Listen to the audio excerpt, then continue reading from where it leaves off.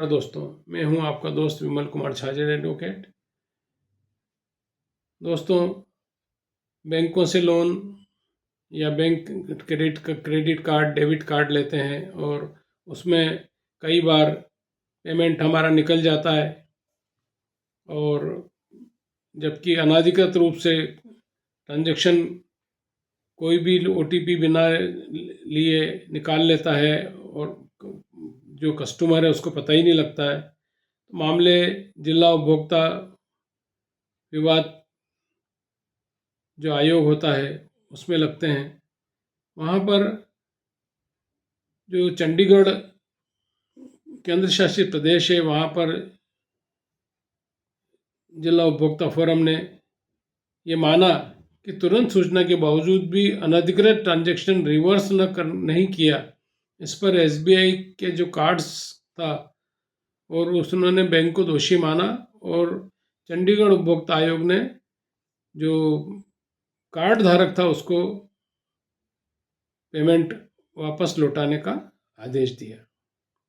ये पूरा मामला क्या है दोस्तों, ये आपको मैं बताऊंगा। उसके पहले मेरा आपसे अनुरोध है कि यदि आपने मेरे चैनल को अभी तक सब्सक्राइब नहीं किया और सब्सक्राइब करें, लाइक करें, शेयर करें। दोस्तों, जिला उपभोक्ता विवाद प्रतिषेधन आयोग द्वारा केंद्र शासित प्रदेश चंडीगढ़ ने SBI cards and payment services private limited को सेवा में कमी, डिफिशियंसी इन सर्विस का दोषी ठहराया, क्योंकि कंपनी ने कार्ड धारक द्वारा तुरंत सूचना देने के बावजूद भी अनाधिकृत क्रेडिट कार्ड लेन देन का समाधान नहीं किया था।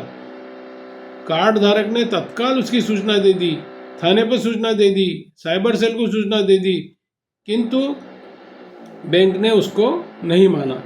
यहाँ पर आयोग के अध्यक्ष और जो सदस्य थे, दोनों ने सामूहिक सहमति से ये स्पष्ट रूप से कहा कि शिकायतकर्ता भारतीय रिजर्व बैंक के 6 जुलाई 2017, देखिए दोस्तों, ये 6 जुलाई 2017 का जो RBI का रिजर्व बैंक का है परिपत्र, ये बहुत महत्वपूर्ण है, के अनुसार शून्य देनदारी की हकदार थी, जीरो लाइबिलिटी।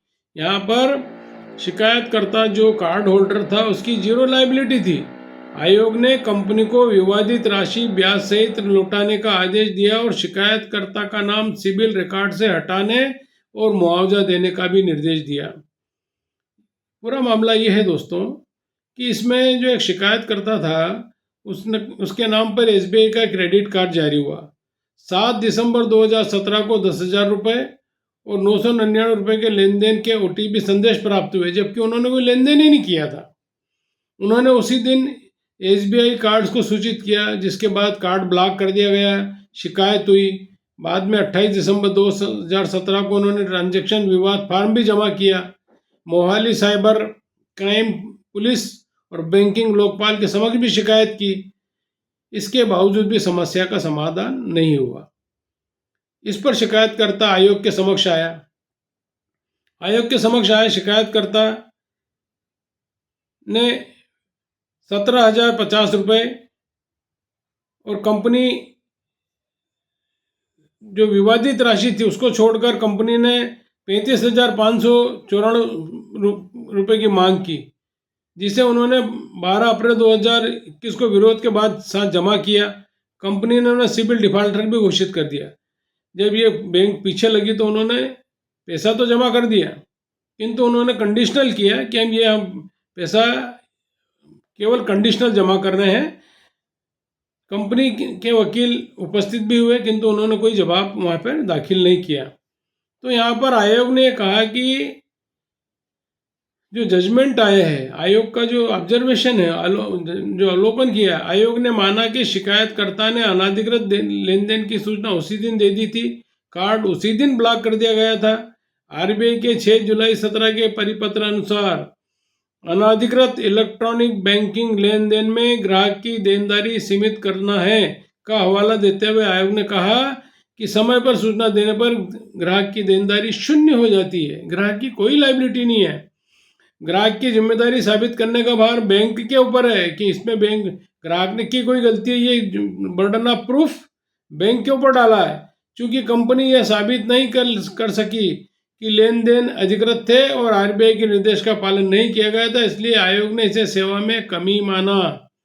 और यहाँ पर आयोग ने आंशिक रूप से स्वीकार करते हुए कंपनी को निर्देश दिए कि 35,594 रुपये की राशि 12 अप्रैल 2021 से वसूली दिनांक तक 9% ब्याज सहित लौटाई जाए, डिफॉल्टर सूची से उनका नाम हटाया जाए और 10,000 रुपये मानसिक उत्पीड़न और मुकदमेबाजी के खर्च के भी दिलाए।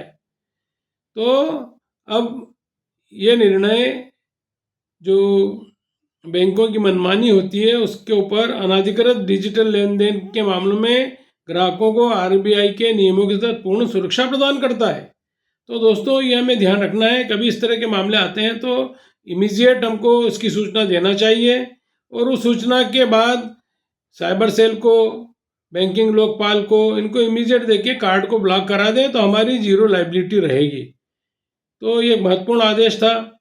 ये महत्वपूर्ण आदेश चंडीगढ़ जिला उपभोक्ता फोरम ने दिया था। नमस्कार दोस्तों।